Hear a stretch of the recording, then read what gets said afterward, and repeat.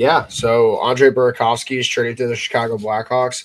It's 1-for-1 for Joe Veleno. Just quick touch up on Joe The Veleno. I trade think he is played one like for one.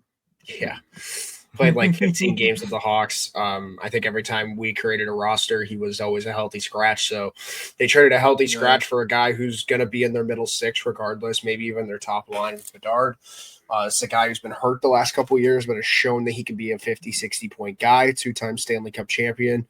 Grew up a Blackhawks fan that we found out. And crazy. He just like us for real. right. And then and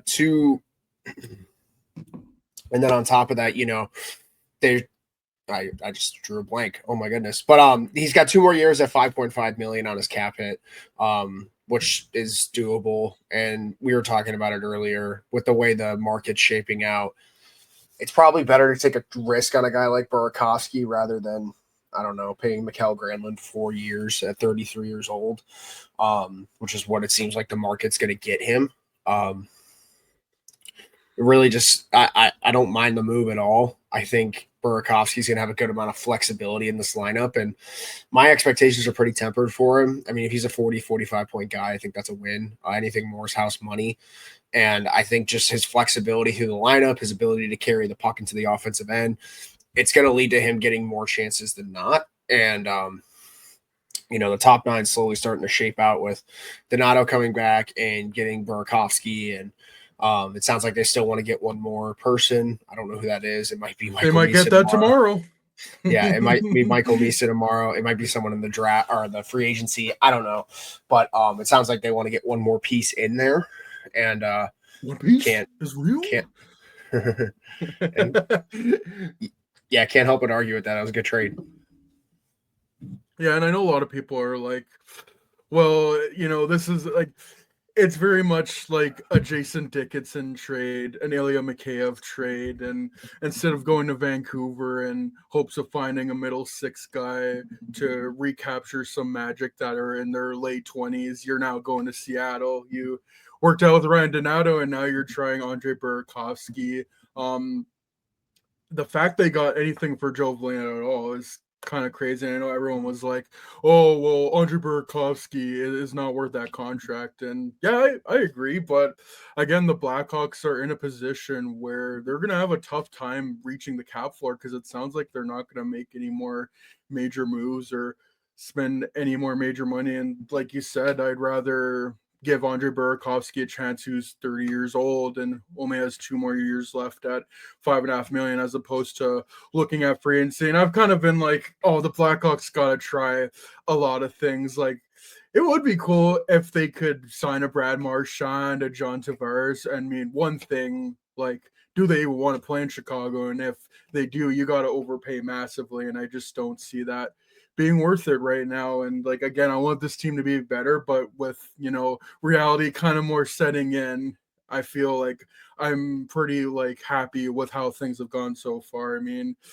re-signing Donato, again, we don't expect him to be a 30-30 guy, but shit, if he's even a 15-15 guy, you take that.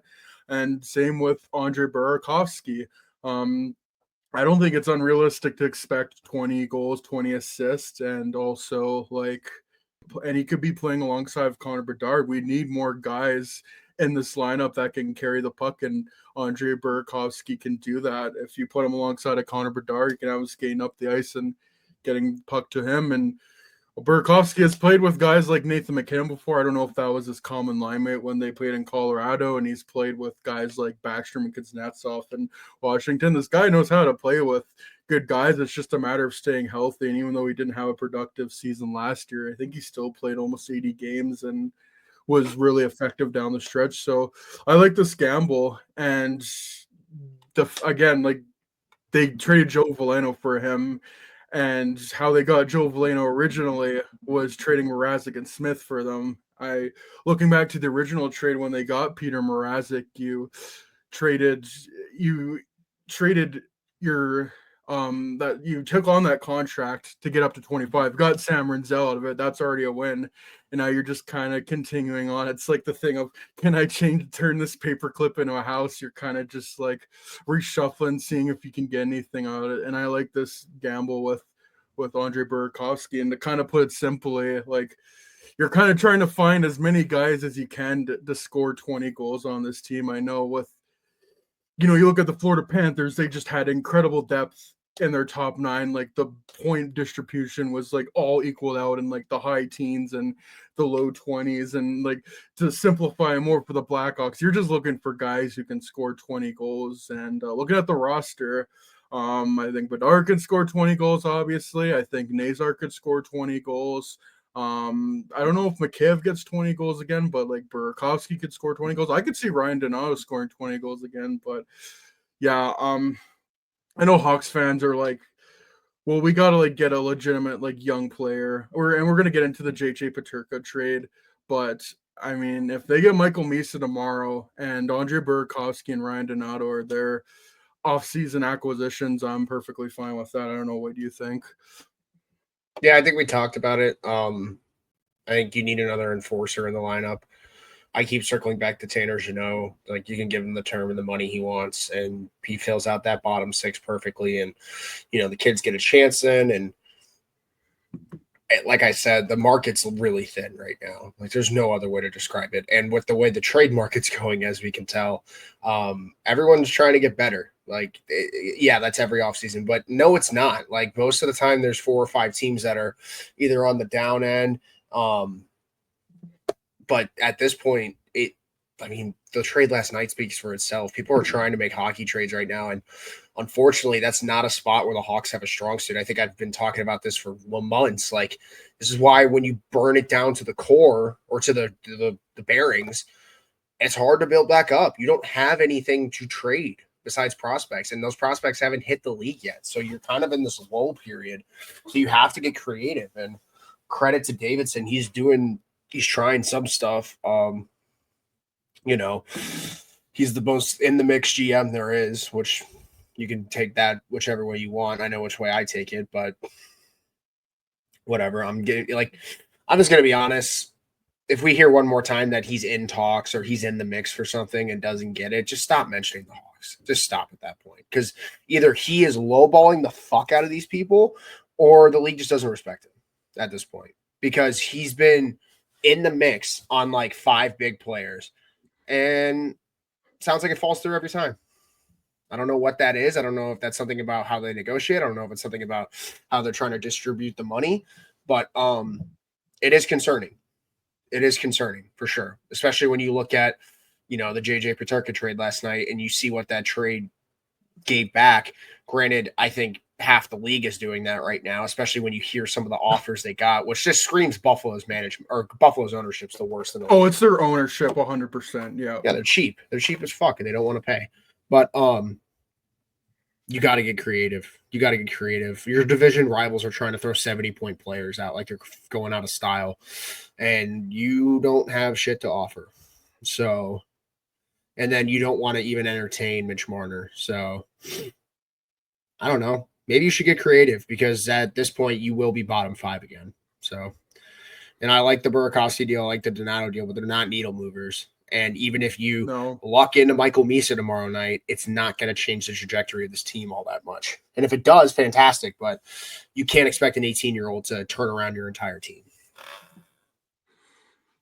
No, I don't want to, and I don't want to make it sound like, oh, Michael Misa, he's going to be like he'll probably get a chance to play with Connor Bedard if that's what happens. But like to expect him to come in the NHL and being like, oh, 50, 60-point guy. No, I don't think that's going to be the issue. And honestly, it just feels like they're destined for another bottom 5 finish. They could still get 30 wins, but I just think that they're going to finish bottom 5 again. And it's disappointing. It's flat out.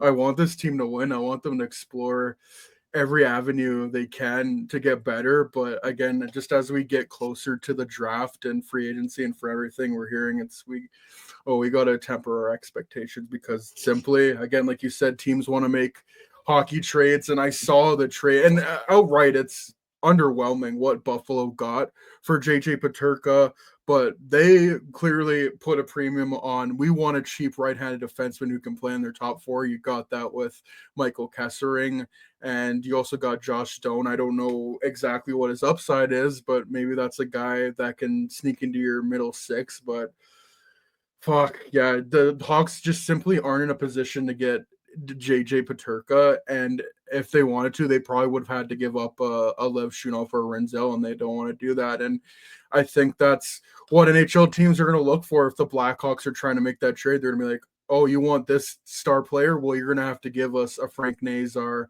an Artem Lev Shunov, or Sam Renzel, and you can't do that yet. Like, you don't have enough in the prospect pool. Well, you do. It's just none of them are developed yet. So I still think we're unfortunately a year or two away, at least from seeing these kind of trades, as much as I would love to see them just straight up go out and get a good player. Because going back again to the Burakovsky trade, it's always, oh, we're taking on maybe not such a great contract and hope that they get better. And it has worked out, at least in the first year, or we're going to take on a sweetener to take on this bad contract. There's no been a flout out, we're going to trade this draft pick for this player and we're going to put him in their lineup. And teams don't want to do that right now. So I don't think they're going to get players, but tomorrow I do think they could move up in the draft.